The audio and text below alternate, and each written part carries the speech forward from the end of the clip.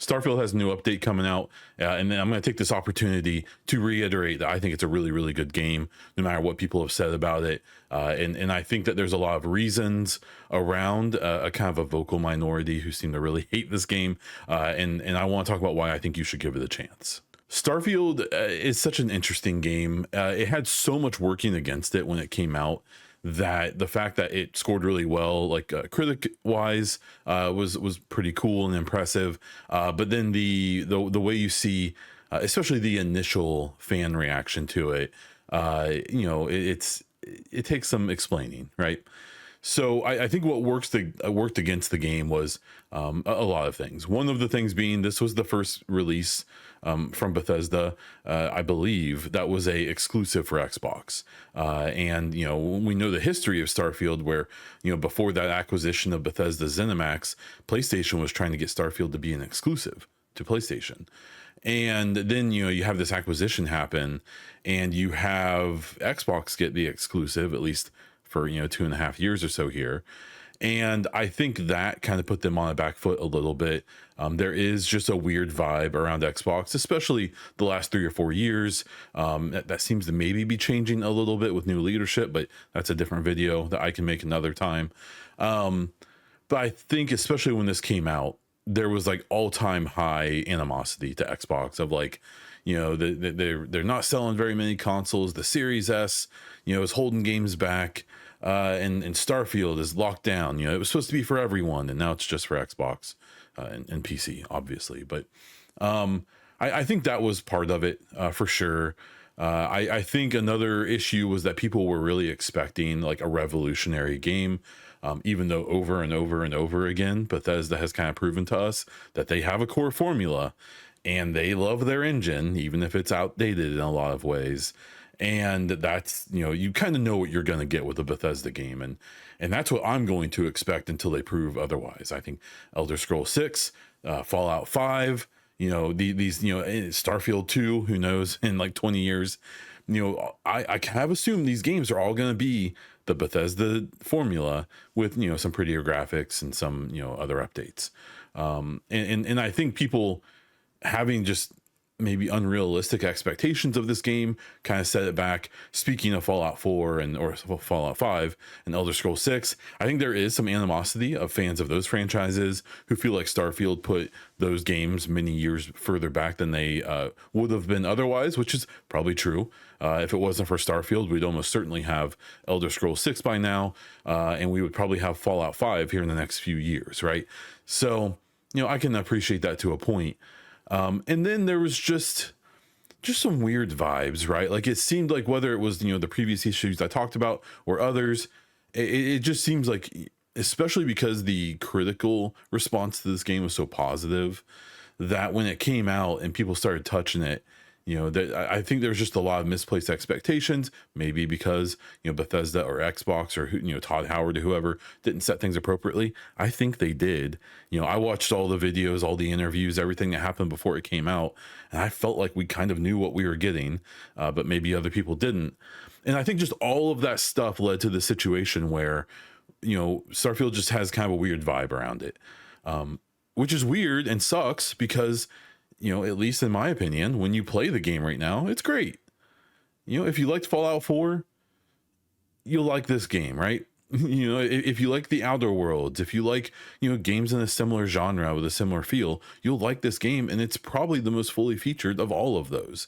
This game isn't No Man's Sky.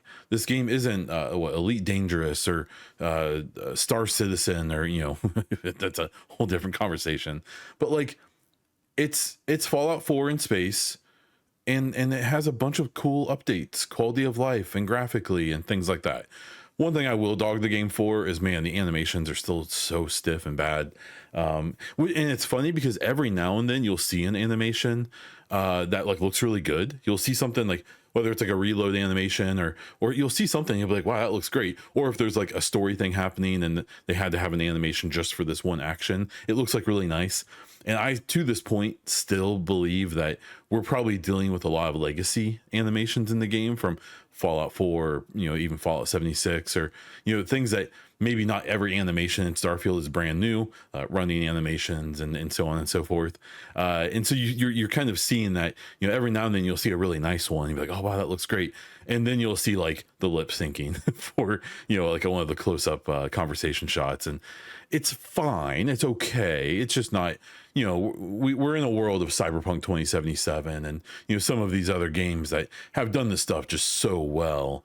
And at a similar scale of a game, right? And so we just kind of want more. On the other hand, what I think is funny is every now and then you'll see people like kind of dogging the game for the way it looks. I think the animations are a big part of that because in the lighting too, the lighting of this engine isn't perfect, even though sometimes it looks really great, but sometimes it looks pretty bad.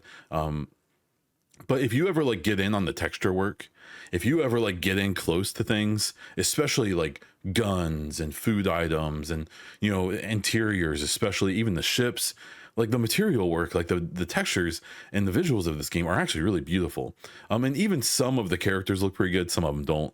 That's kind of a Bethesda thing. And as well, I think, I really believe this game has gotten a weird rap, and I really hope that this release on PlayStation 5, this big new update, this new DLC, all the stuff that's happening is a chance for people to jump back in if they tried and didn't love it. Maybe now that things have changed and they will like it more, or new players, PlayStation 5 people who have never gotten a chance to play this if they don't have another platform. I think the real message around this game is just that you'll like it if you give yourself a chance to like it. I think if you go into this being like, oh, I heard this game sucked and I don't know if I'm gonna like it, and it better be as good as this other game I like, you might not like it. Like, it may happen. Or even if you don't go in, not every game is for everybody. I don't like The Witcher 3. I think that game sucks. I think it's boring. I hate the combat.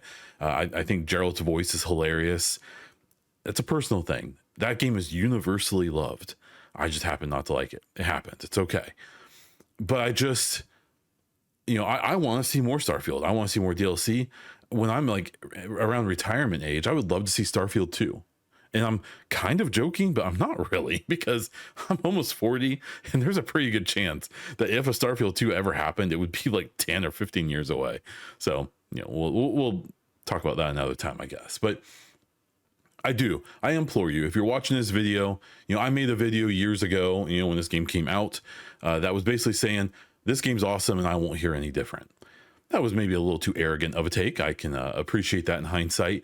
And I will say the comments in that video almost made me quit making content and podcast and like social media posts or anything. It was pretty rough. It's the roughest moment I've ever had as a content creator, liking Starfield and after it came out. But I got through it and I survived, right?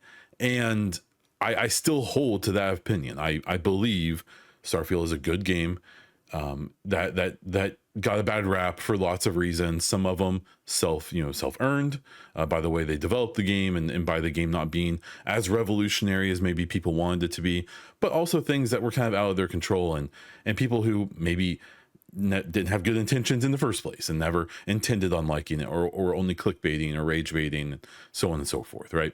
So my encouragement is that if you can get the game at a decent price, or wait a few months, see if it drops down in price, play Starfield. It's a great game. You will get as much fun out of it as you are willing to get, is how I feel about it. I'm on my third playthrough right now, and I still think the main story is really cool and interesting. I think about half of the side faction quest lines are awesome. UC Vanguard is my tip for your first one. When you get into the game, find the UC Vanguard and do their quest line. It is, I think, almost as good as the main storyline, if not better. And you get really good gear from it. And I implore people to have an open mind. Give the game a chance if you can afford to. And report back. Let me know here in the comments what you thought. If you're really mean, I'm going to delete it. But I'll take some reasonable criticism as well. So play Starfield. It's a cool game. I'm excited for everything that's coming. Let me know what you think down in the comments. Subscribe to the channel if you want more videos like this one about Starfield, Xbox, Mass Effect, whatever the current news is. We'll talk about it. Hit the like button so more people see it. Check out the links in the description of the video for everything else I'm doing. Become a member if you want to get videos like this one early. That's all I've got. So until next time.